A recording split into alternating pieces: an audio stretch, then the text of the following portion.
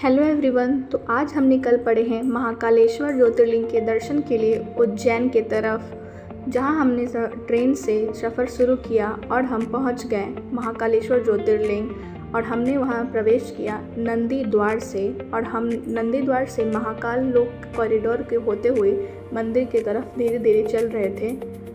महाकाल लोक कॉरिडोर में ये नंदी द्वार बहुत ही अद्भुत और भव्य था। यहाँ की आकृतियाँ बहुत ही कलाकृत थी और बहुत ही सुंदर था सारा दृश्य। आरंभ में ही गणेश जी की प्रतिमा विराजित की गई है और एक त्रिशूल विराजित किया गया है। द्वार में बहुत ही महीन कारीगरी की गई थी और ये दृश्य बहुत ही अच्छा लग रहा था। जैसा आप देख सकते हैं कितनी सुंदर सुंदर मूर्तियां बनाई गई हैं इन पिलर्स के ऊपर। ये कॉरिडोर काफ़ी बड़ा था। शाम के समय महाकाल लोक कॉरिडोर बहुत ही सुंदर और भव्य दिखता है।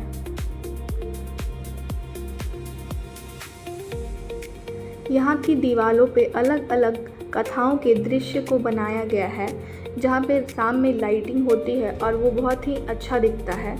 यहाँ हर दीवार पे एक कहानी छपी हुई है, उसकी एक दृश्य बता रही है।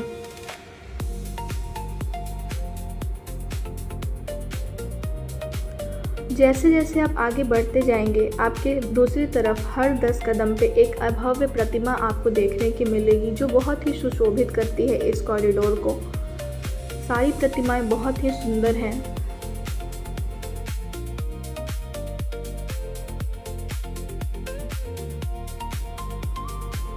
मुझे तो यहाँ जाकर के बहुत अच्छा लग रहा था जब मैं इन सारी कलाकृतियों को देख रही थी और धीरे धीरे आगे बढ़ रही थी। यहाँ शंकर जी की बारात जा रही है, वो दृश्य बनाया गया है। शंकर जी जब नंदी पर सवार होकर बारात जाते हैं और हम धीरे धीरे मंदिर के करीब पहुँच रहे थे।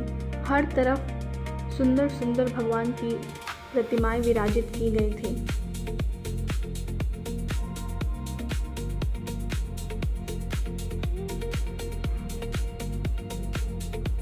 वहाँ के जो स्तंभ थे वो बहुत ही अलौकिक थे।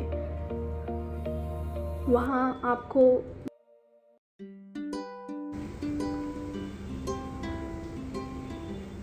अमृत मंथन का ये दृश्य दर्शाया गया है, जहाँ शंकर जी ने वासुकी नाग के मदद से अमृत मंथन किया था और विष को पी लिया था।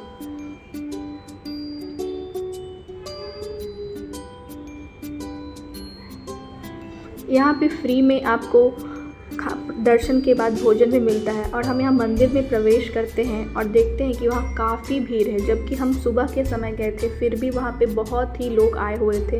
इतनी गर्मी में भी दर्शक गए थे वहाँ देखने के लिए भगवान को। और यहाँ हम भगवान के रुद्र दर्शन को देख रहे हैं, जहाँ उनका अभिषेक किया जा रहा है महाकालेश्वर का। ओम नमः शिवाय।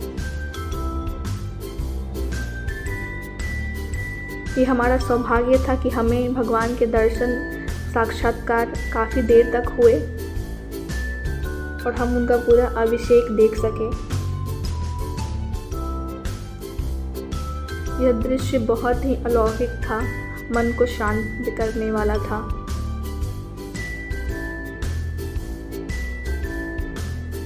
फिर हम गए भारत माता मंदिर के पास, जहाँ पे भारत के मानचित्र पे जितने भी तीर्थ स्थल हैं, ज्योतिर्लिंग हैं, उनको दर्शाया गया था।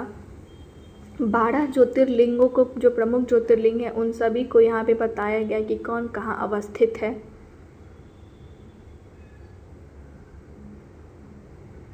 उसके बाद हम वहाँ से निकल पड़े और शिप्रा नदी घाट से होते हुए हम चल पड़े हरसिद्धि माता मंदिर की तरफ। ये जो आप स्तंभ देख रहे हैं, इनमें रात में दीप प्रज्वलित किया जाता है, जो कि बहुत ही सुंदर लगता है। और यहाँ हरसिद्धि माता यानी कि पार्वती माता का एक स्वरूप है और एक ज्योतिर्लिंग माता के शक्ति पीठों में से एक है।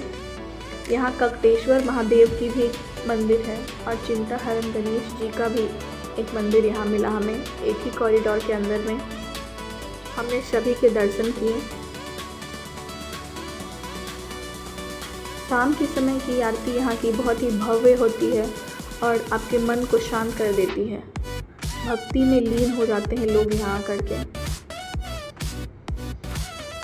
इसके बाद हम निकल पड़े श्री कृष्ण बलराम और सुदामा जी की विद्या स्थली के लिए जहाँ उन्होंने अपनी सारी विद्याएं ग्रहण की थी। संदीपनी आश्रम, यहाँ उन्होंने शिक्षा, कल्प, व्याकरण, छंद, ज्योतिष, वेद इन सभी का ज्ञान अर्जित किया था और यहाँ का दृश्य भी बहुत सुंदर था।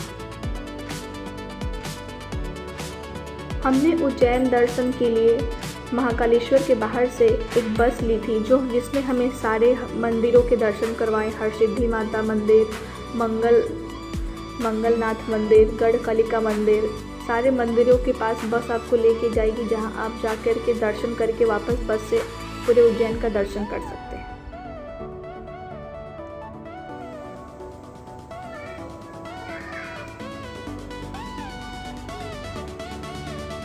यहाँ श्री कृष्ण जी की जो उन्होंने विद्या ली थी महर्षि से, उनके चित्रों को दर्शाया गया है। श्री कृष्ण, बलराम और सुदामा जी की प्रतिमाएं यहाँ पे विराजित की गई हैं। यहाँ श्री कृष्ण जी का बालाजी स्वरूप भी विराजित किया गया है।